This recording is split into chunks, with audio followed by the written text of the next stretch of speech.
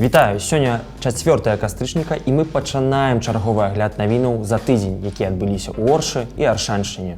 Былую сядзібу, на якой працаваў Янка Купала, прададуць па танным кошце. У Талачыне мужчына ледзь не згарэў на рабоце ў Бытоўцы. Бутэлачная горлышка зноў непрыемна нагадала пра сябе. Гэтыя ды іншыя навіны ў сённяшнім выпуску.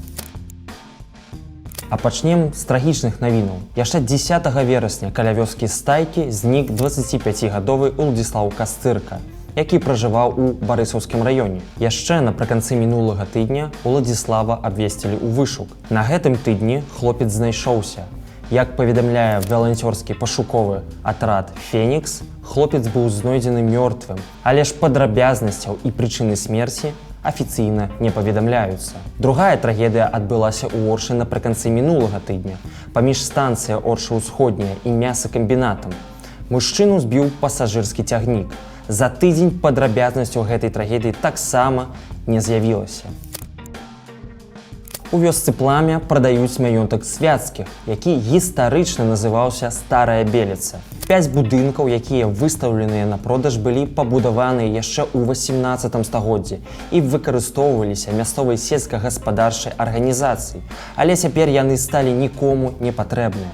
Тое, што яны не патрэбныя, пацвярджае той факт, што гэта ўжо як мінімум 3-й раз, калі гэтыя будынкі выстаўляюцца на аўкцыёне. Канешне, кожны раз кошт будынкаў змяншаўся, і цяпер маёнтак плануюць прадаць па сімвалічным кошце. За кожны з іх просяць па адной базавай велічыні. Адпаведна, увесь маёнтак абыдзецца будучаму ўладальніку ўсяго толькі ў 200 рублёў. Але не факт, што пры такім кошце нехта захоча набыць гэты гістарычны помнік. У пятніцу 27 верасня ў Талачыне звычайны рабочы дзень ледзь не скончыўся для мясцовага жыхара смерцю. Калі ён знаходзіўся ў Бытоўцы, то там распачаўся пажар. Мужчына паспрабаваў сам патушыць вагонь і атрымаў апёкі. Дактары дыягнаставалі апёкі 2% цела. А ў выніку ўсё адно давялося выклікаць прафесіяналаў з МЧС, якія патушылі бытоўку. 2 кастрычніка каля вёскі Бель Дубровінскага раёну адбыўся яшчэ адзін пажар на працы. Падчас прыборкі кукурузы загарэўся камбайн гаспадаркі Прыдняпроўскі. Кіроўца камбайну таксама паспрабаваў патушыць машыну самастойна і таксама не атрымалася. Камбайн вагнём быў знішчаны цалкам, але ж з людзей ніхто не пацярпеў. Праблема моста, які аршанцы даўно празвалі бутэлечная горлышка, зноў праявілася напрыканцы мінулага тыдня. Тут сутыкнуліся грузавік і рэйсавы аўтобус аршанскага аўтапарку. Сутыкненне было не тое, каб моцным, пацярпелых няма і машыны пашкоджаныя не моцна. Але ж утварыўся вялікі аўтамабільны затор, што з гэтым мастом адбываецца дастаткова рэгулярна. Праблема ў тым, што мост будаваўся яшчэ ў савецкія часы, калі ў горадзе не было такой колькасці машынаў. І з той пары ён амаль адзіны зручны праезд з цэнтра горада ў яго чыгуначную частку. І калі пад мастом адбываецца аварыя ці проста рамонт, то горад становіцца ў заторах. Пры гэтым мясцовыя ўлады нічога самі не могуць зрабіць з мастом. Ён належыць не да гораду, а да чыгунцы. І для чыгункі бутэлечная горлышка не становіць аніякіх праблемаў. Таму і укладацца ў яго рэканструкцыю яны не будуць.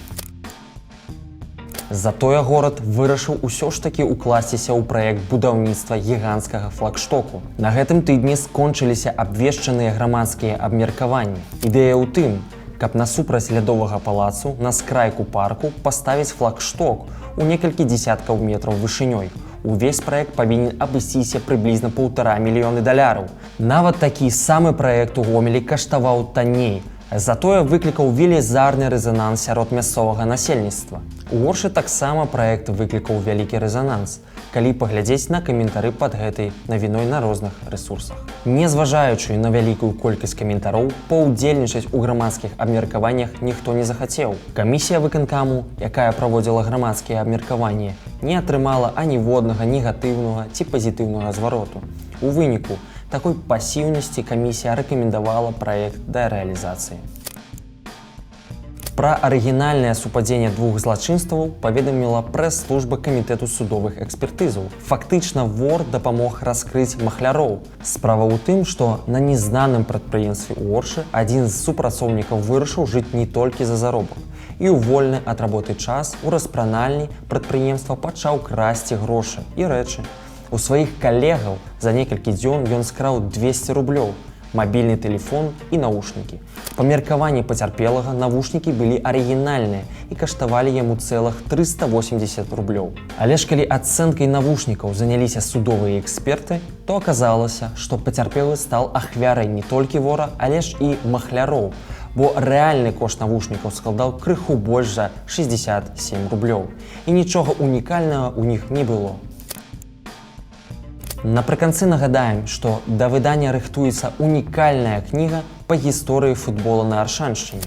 На друк кнігі зараз збіраюць сродкі праз платформу Гронка. Калі вы маеце замежныя карткі, то таксама можаце або заданаціць грошы на выданне, або зрабіць перадзамовы друкаванага асобніка ці PDF-экзэмпляраў. За першыя 10 дзён збору сабрана больш за траціну патрэбнай сумы. З 2000 еўраў, которымі выдаўніцтва хоча пакрыць выдаткі на друк, ужо сабрана 835 еўра. Магчымасць перадзамовы будзе яшчэ 28 дзён. Пасля чаго тыя, хто скарысталіся такой магчымасцю, атрымаюць свае асобнікі, а кніга паступіць у адкрыты продаж. Спасылку на старонку збору мы размясцілі пад гэтым відэа. На сёння ў нас усё. Больш навінаў на сайце orsha.eu і на нашых старонках у сацыяльных сетках. Да новых сустрэч!